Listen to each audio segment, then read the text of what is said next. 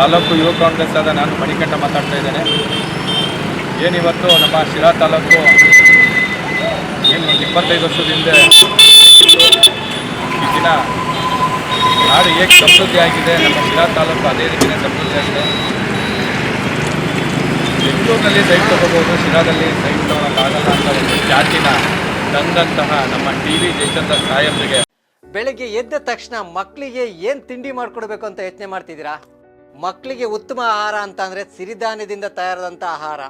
ಗರಿಗರಿಯಾದ ಮಸಾಲೆ ದೋಸೆ, ರಾಗಿ ದೋಸೆ ಹಾಗೂ ಇಡ್ಲಿ, ಪಡ್ಡು, ಉಪ್ಪಿಟ್ಟಿನ ಜೊತೆ ಚಪಾತಿ ಹಿಟ್ಟು ಸಹ ಮೊದಲನೇದಾಗಿ ದೊಡ್ಡದೊಂದು ಹೃದಯಪೂರ್ವಕ ಶುಭಾಶಯಗಳು ಮತ್ತು ಧನ್ಯವಾದಗಳು ಹೇಳಕ್ಕೆ ಬಯಸ್ತೀನಿ.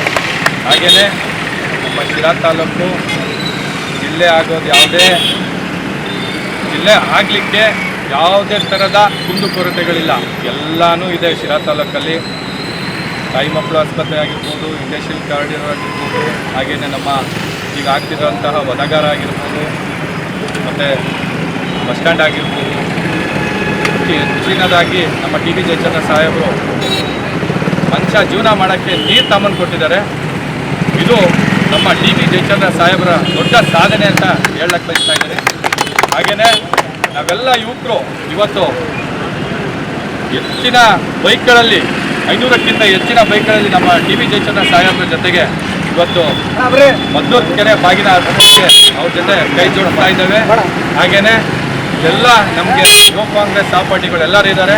ಹಾಗೆಯೇ ನಮ್ಮ ಕೀರ್ತಿಯವರಾಗಿರ್ಬೋದು, ನಮ್ಮ ನರೇಶ್ ಗೌಡರಾಗಿರ್ಬೋದು, ನಮ್ಮ ಇಸ್ಮಾಯಿಲ್ ಆಗಿರ್ಬೋದು, ಶಿವರಾಗಿರ್ಬೋದು, ನಮ್ಮ ಲಿಂಗಾಜನವರು, ಶಂಕಣ್ಣವರು, ಹಲವಾರು ಯುವ ಮುಖಂಡರ ಜೊತೆ ನಾವು ಯುವ ಕಾಂಗ್ರೆಸ್ ಇವತ್ತು ಒಂದು 500 ಬೈಕ್ಗಳಲ್ಲಿ ಜಾಥಾ ಹೋಗ್ತಾ ಇದ್ದೇವೆ. ಇದಕ್ಕೆಲ್ಲನ ಸಹಕಾರ ಮಾಡಿರುವಂತಹ ಎಲ್ಲ ಯುವ ಕಾಂಗ್ರೆಸ್ ಮುಖಂಡರಿಗೂ ಹಾಗೂ ಪಕ್ಷಾತೀತ ಎಲ್ಲ ಯುವಕರಿಗೂ ಒಂದು ಹೃದಯಪೂರ್ವಕ ಧನ್ಯವಾದಗಳು ಹೇಳ್ತೀನಿ.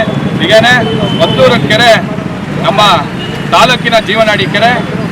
ಈ ಕೆರೆ ಇನ್ನು ಧರ್ಮಪುರ, ಪಾವಗೌಡ, ಚಳ್ಳಕೆರೆ ಭಾಗಕ್ಕೆ ಸಾಹೇಬರು ನೀರು ತೊಗೊಂಡೋಗ್ಲಿ.